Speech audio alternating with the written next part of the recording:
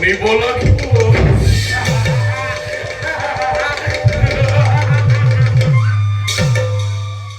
যিদিন সূৰ্যবংশী ৰজা ত্ৰিশংকুৱে মোক কৰিছিল অপমান, এই দিনৰে পৰাই সূৰ্যবংশ ধ্বংস কৰিবৰ বাবে মই চেষ্টা কৰি আহিছোঁ।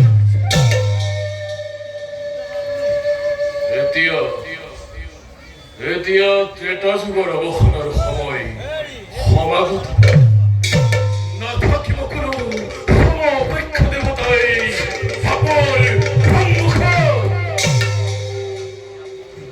যাও ব্ৰাহ্মণ অযোধ্যাৰ অন্তিপুৰত অৰংগৈ প্ৰৱেশ